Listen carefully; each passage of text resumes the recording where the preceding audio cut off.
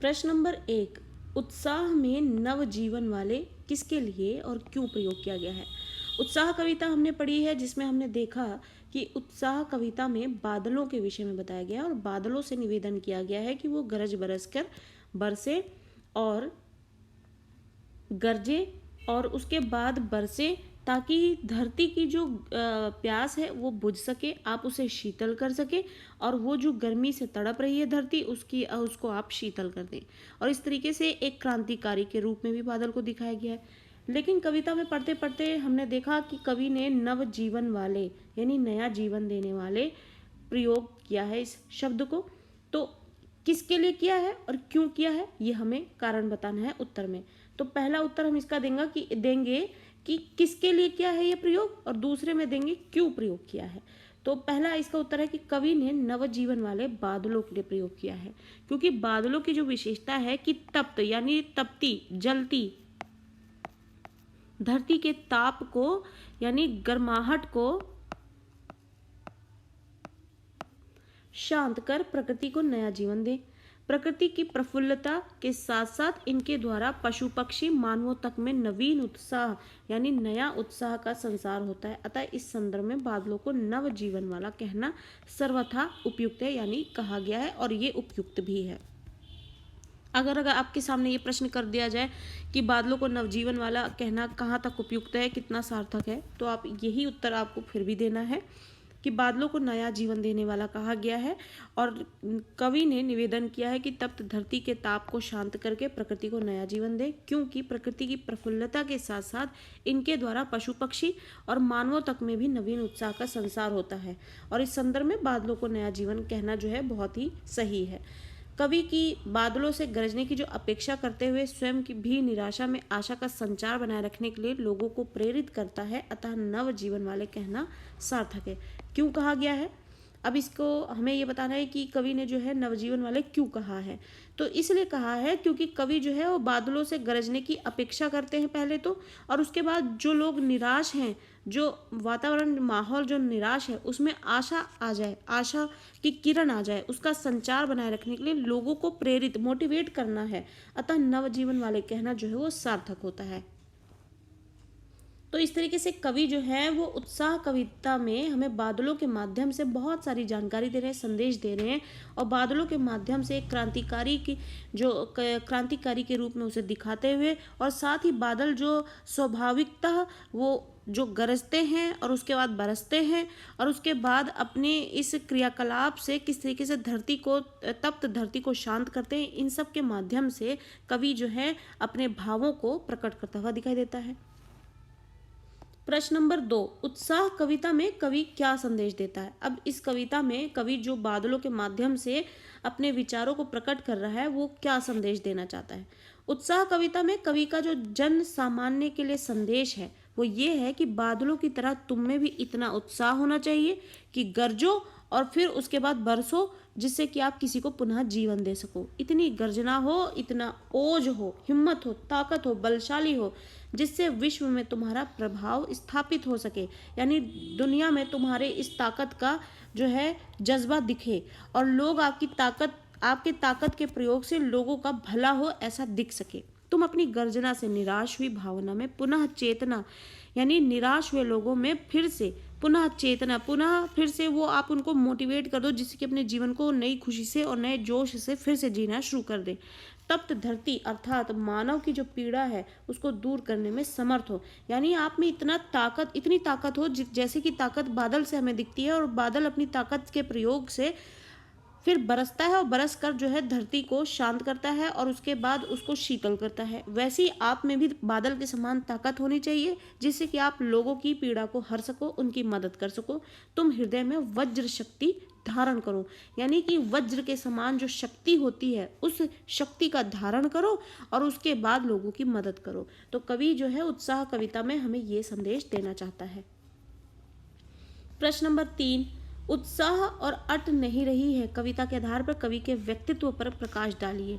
यानी कवि ने जो कविता उत्साह में हमें अपने भाव बताए हैं और अट नहीं रही है कविता में जो भाव बताए हैं, उससे कवि के बारे में हमें क्या पता चलता है, उस कवि के जो व्यक्तित्व है उसके बारे में हमें क्या पता लगता है।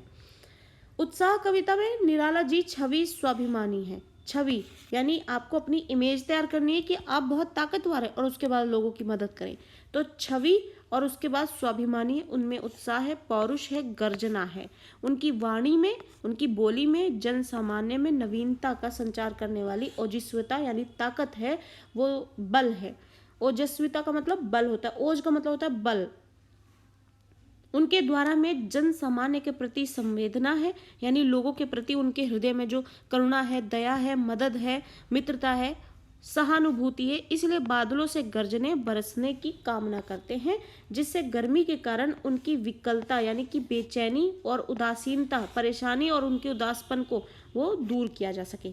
तो बादलों के माध्यम से उन्होंने ये संदेश दिया है। फिर दूसरी कविता जो अट नहीं रही है, उसमें हमें कवि के बारे में क्या पता लगता है कि कवि जो है उस कविता में कवि का मन प्रकृति सौंदर्य प्रेमी है। यहाँ पर भी प्रकृति के बारे में ही बात हुई है, बादल की बात हुई है, लेकिन बादल की जो क्रियाकलाप है उसके माध्यम से व्यक्ति को ताकत, अपनी ओजस्विता और अपनी बल को बनाए रखने की बात की जा रही है, जिससे कि वो लोगों की मदद कर सके। अब यहाँ पर प्रकृति सौंदर्य यानी जो प्रकृति का जो सौंदर्य है उसका जो प्रेम है उसके बारे में व्यक्ति का जो कवि का जो का व्यक्तित्व है वो दिखता है कि वो नेचर से कितना प्यार करता है। प्रकृति में समाई सुंदरता का वो सूक्ष्मदर्शी है। सूक्ष्मदर्शी यानी बारीकी से देखने वाला।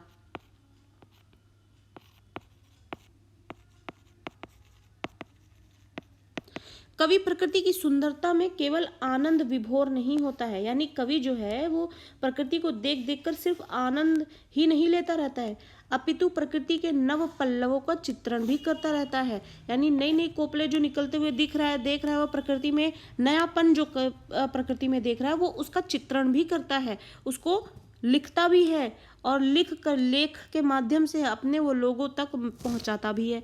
इससे उनके सूक्ष्मदर्शी होने का संकेत मिलता है। कवि इतना प्रकृति प्रेमी है कि उसकी सुंदरता को निरंतर निहारते रहने पर भी दृष्टि नहीं हटती है। वो इतने ज़्यादा प्रकृति प्रेमी है, नेचर लवर हैं कि वो उसकी सुंदरता को देखते भी हैं, निहारते भी रहते हैं और उससे उनकी दृष्टि नहीं हटती है और साथ ही वो उसका चित्रण भी करते रहते हैं।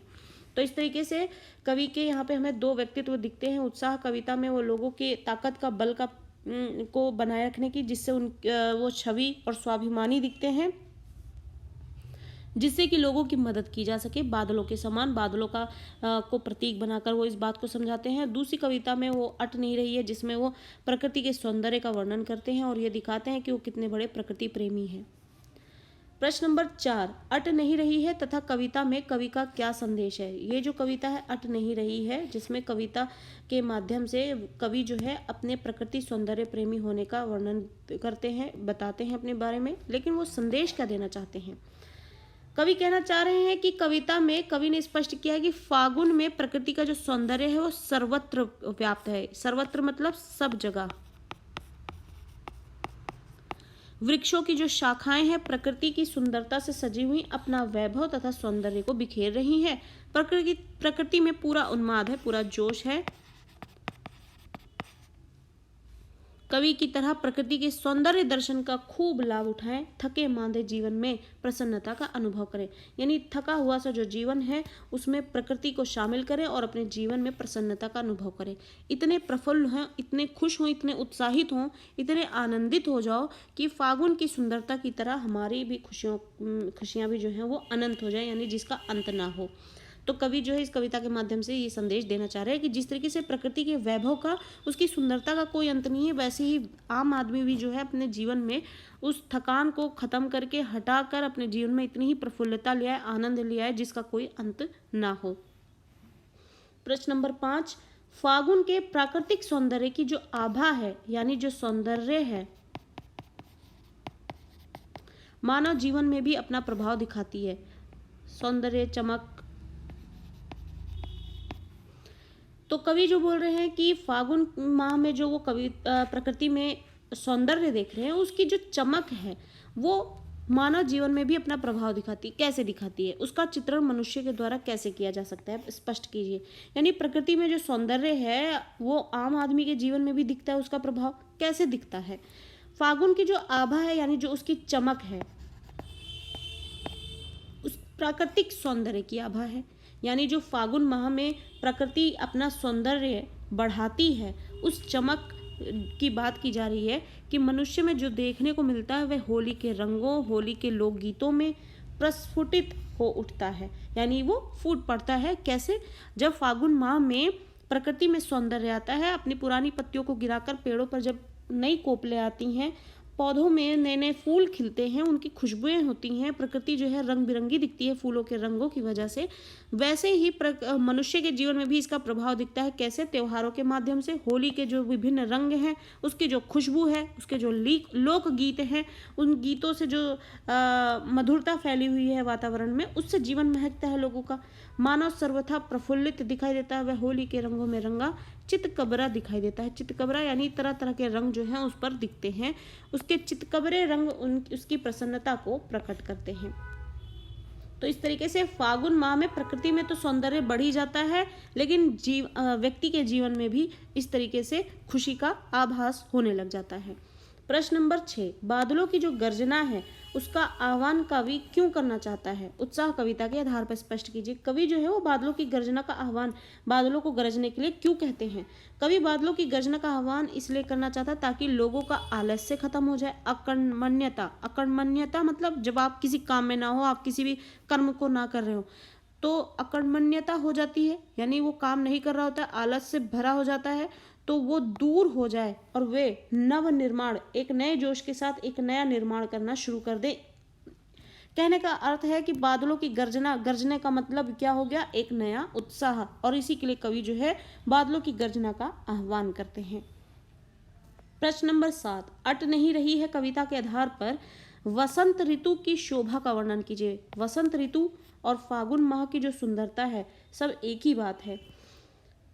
प्रकृति के कण कण में सुंदरता, जगह जगह पर रंग बिरंगे फूल और सुगंधित वातावरण, चारों ओर हरियाली, जन जन का मन जो है प्रफुल्लित हो जाना, ये जो है वो वसंत ऋतु की शोभा है, जिससे कि वसंत ऋतु जो है वो इतनी ज़्यादा आपको खुशी देता है। आप देखेंगे प्रकृति में पुरानी पत्तियां गिर जाती हैं, नई पत्तियां आएंगी, चारों तरफ रंग बिरंगे फूल होंगे, खुशबू होगी, हवाएं चलती हैं। आप एक तरफ से सर्दी पीछे जा रही होती है और हवा ऐसी चल रही होती है जो व्यक्ति को सिहरन भी देती है और अब उसके शरीर को अच्छा भी लगता है। साथ ही आम आदमी के व्यक्ति के जीवन में जो है प्रकृति का जो ये प्रभाव है सो है ही।